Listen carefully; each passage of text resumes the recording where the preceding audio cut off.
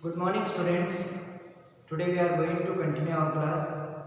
Geography का जो second part अपन किताब जो पढ़ रहे थे उसका जो 15वां पार्ट अपन ने शुरू किया था उसी को आज अपन आगे कंटिन्यू करने जा रहे हैं। पार्ट का हमारा जो नाम था वो था संसाधन, उनका वर्गीकरण और सतत पोषणीय विकास। आज अपन पढ़ेंगे संसाधन संरक्षण। संसाधनों का वर्गीकरण अपन ने पिछली वीडियो में पढ़ लिया था। आज उनके संसाधनों को अपन किस तरीके से बचा सकते हैं। संरक्षण का मतलब होता है कंजर्वेशन, बचाव। किसी चीज़ का अपन कैसे बचाव कर सकते हैं, क्योंकि संसाधन भी बहुत मूल्यवान चीज़ है बच्चों। तो अगर इसका संरक्षण नहीं किया जाता है तो आने वाली अपनी पीढ़ियों को बहुत नुकसान होने वाला है, उनको कई कठिनाइयों का सामना करना पड़ सकता है। इस चीज़ को ध्यान में रखते हुए जो हमें क्या करना है, संसाधनों का संरक्षण करना है। संसाधन संरक्षण क्या होता है बच्चों?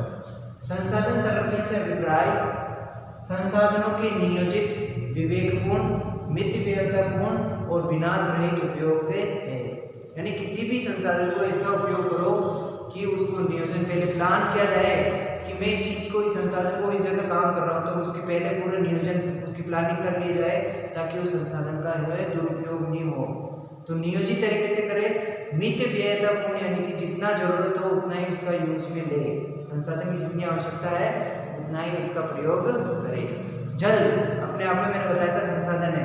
अब पानी का जितना उपयोग अब नहाने के लिए, सपोज करो अपने एक बाल्टी से बच्चों नहा सकते हैं, तो एक बाल्टी का ही प्रयोग करना चाहिए।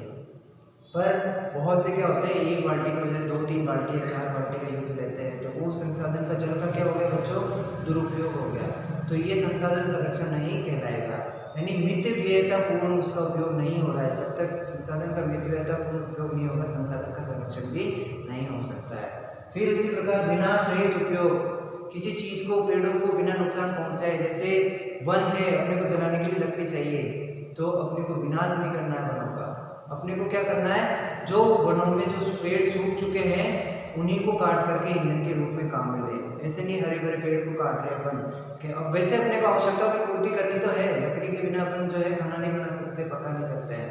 तो क्या करना है, वनों का उपयोग तो करो बच्चों, लेकिन उसका संरक्षण कैसे करोगे? वनों में जो सूखे हुए पेड़ है उनको आप काटो, उनको उपयोग में लो। जो हरे भरे पेड़ है उनको काट के अपन कह रहे हैं कि हम संसाधनों का संरक्षण कर रहे हैं, तो वो संसाधन संरक्षण नहीं कहलाएगा। एक बार वापस परिभाषा देख लो संसाधन संरक्षण की। संसाधन संरक्षण से अभिप्राय संसाधनों के नियोजित, विवेकपूर्ण एवं मितव्ययतापूर्ण तथा विनाश रहित उपयोग से है। ये हुई संसाधन संरक्षण की बात। आगे आते हैं संसाधन संरक्षण। उदाहरण लेके बता सकते हैं कि जैसे बच्चों तांबा और एल्यूमिनियम दोनों एक ही धातु के प्रतिरूप है। जो काम तांबा कर सकता है वो एल्यूमिनियम भी कर सकता है। यानी जो काम तांबा कर सकता है, तांबा जिस जगह यूज में लेकर अपन काम निकाल सकते हैं, उसी जगह एल्यूमिनियम का प्रयोग करके भी अपने काम को पूरा कर सकते हैं अपन। पर तांबा जो है, आपको पता है वर्तमान समय में बहुत कम उसका जो है खपत होती जा रही है और लगातार इसकी जो है समाप्ति की ओर ये अग्रसर है। तांबे की आपूर्ति समाप्त होती जा रही है, धीरे धीरे खत्म होने के कगार पे पहुंच रहा है। तो हमें क्या करना है बच्चों, तांबे का उपयोग जहां अति आवश्यक हो वहीं पे काम में ले, बाकी तांबे की जगह पर एल्यूमिनियम का प्रयोग करना सीखे। ये कहलाएगा संसाधन संरक्षण। संसाधन संरक्षण की आवश्यकता क्यों महसूस की गई बच्चों? मनुष्यों को, आने वाली पीढ़ियों को अपनी आवश्यकताओं की पूर्ति अगर करना है तो हमें संसाधनों का संरक्षण करना अति आवश्यक हो गया है। जब तक अपन मनुष्यों की, आने वाली पीढ़ियों के लिए कुछ सोच के समझ के अगर डिसीजन नहीं लेंगे तो आने वाली पीढ़ियों को बहुत दिक्कत का सामना करना पड़ेगा। इसलिए हमें संसाधन संरक्षण की आवश्यकता जो है महसूस हुई। अगला टॉपिक है संसाधन संरक्षण की समस्या। संसाधन के संरक्षण करने में हमें किन किन चीज़ों का समस्या आती है, कौन कौन से कारक है जो संसाधन का बचाव करने में हमारे लिए रुकावट पैदा करते हैं, उन कारकों को देखना। पहला है बच्चों जनसंख्या विस्फोट। वर्तमान समय में विश्व में लगातार तीव्र गति से हो रही जनसंख्या में वृद्धि, जनसंख्या में होने वाला विस्फोट, वो सबसे बड़ी रुकावट खड़ा है हमारे संसाधन संरक्षण में। कैसे? एक खेत का उदाहरण लेके समझते बच्चों।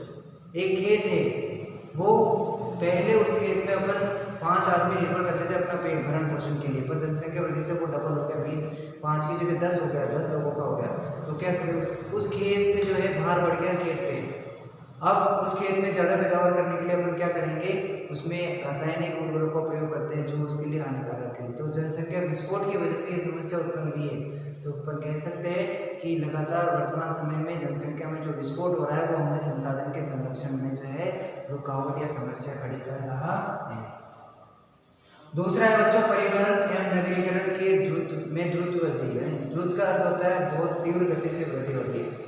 लोग नगरों की तरफ ज़्यादा फैल रहे हैं तो वहाँ पे क्या हो रहा है, संसाधनों का अत्यधिक विनाश कर रहे हो।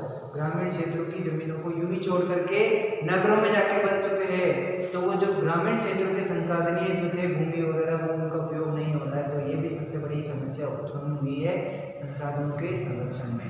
पश्चिमी भूभोग आबादी वाली प्रवृत्ति, अपन क्या कर रहे हैं, पश्चिमी देशों के जो लोगों की है उनकी प्रवृत्ति को अपना रहे हैं, वो जैसे कर रहे हैं उनका अनुसरण अपन करते जा रहे हैं। ये नुकसानदायक है हमारे संसाधनों के लिए। इससे क्या हो रहा है, हमारे संसाधन का लगातार जो है विध्वंस बढ़ता जा रहा है। इससे संसाधन संरक्षण में बड़ी समस्या खड़ी हो रही है। आखिरी है बच्चों अधिकतम विकास की प्रवृत्ति। आज इंसानों में होड़ लगी हुई है कि उसने इतना किया तो मैं उससे डबल करूँ, उसने डबल किया तो मैं उससे ज़्यादा करूँ। ये होड़ क्या करती है, इंसानों के लिए नुकसान पहुँचा रही है। संसाधनों का इस चक्कर में अपन जो है लगातार विध्वंस कर रहे हैं। ये नहीं सोच रहे हैं कि उस चीज़ की समाप्ति हो रही है, हमारे आने वाले टाइम में हमें नुकसान हो सकता है उससे। पर ये जो लगातार विकास करने की प्रवृत्ति है, इस होड़ ने भी हमें जो संसाधन संरक्षण में रुकावटें पैदा कर रखी है। अब इस चीज़ से निपटने के लिए बच्चों कुछ उपाय हैं जो अपन कर सकते हैं, जिन उपायों को करने के बाद अपन जनसंख्या संसाधन संरक्षण में जो है कर सकते हैं, उसके बाधाएं को समाप्त कर सकते हैं। उनमें देखना फर्स्ट पॉइंट है बच्चों संसाधन संरक्षण के उपाय पहला वो ये जनसंख्या वृद्धि पर नियंत्रण किया जाए, यानी सरकार उचित कदम उठाए, लोगों को जागरूक करे जनसंख्या वृद्धि को रोकने के प्रति। तो अगर ये कर लिया तो सरकार संसाधनों के संरक्षण में भी मदद प्रदान कर सकती है। नेक्स्ट है वैकल्पिक संसाधनों का प्रयोग। जैसा कि मैंने अभी बताया था, विकल्प यानी एल्यूमिनियम, तांबे की जगह एल्यूमिनियम का प्रयोग। अब वो काम भी पूरा हो गया अपने बच्चों और तांबे की जो है अपने संसाधन का संरक्षण भी कर लिया। तो ऐसे विकल्प जिनसे अपन दूसरे संसाधन का प्रयोग करके भी अपना काम निकाल सकते हैं, ज़्यादा से ज़्यादा इस प्रकार के विकल्पों को जो है हमें अपनाना चाहिए। नेक्स्ट है पुनर्चक्रण, यानी वे संसाधन जिनका वापस आपूर्ति हो सकती है, ज़्यादा से ज़्यादा हमें उन संसाधनों का प्रयोग करना चाहिए। ये गैर परंपरागत संसाधनों का प्रयोग भी हो गया, जैसे सौर ऊर्जा हो गया बच्चों। सौर ऊर्जा का अपन प्रयोग करते हैं तो उसको वापस प्रतिदिन अपन बना भी सकते हैं। पवन ऊर्जा भी इसी प्रकार का उदाहरण है, जवार ऊर्जा, सौर ऊर्जा, पवन ऊर्जा, त्रिभुतापी ऊर्जा। तो इस प्रकार के संसाधनों का हमें ज़्यादा से ज़्यादा प्रयोग करना चाहिए। अगर ऐसा अपन ने करना सीख लिया तो डेफिनेटली जो है निश्चित तौर पे हम संसाधनों का संरक्षण करना भी सीख जाएंगे।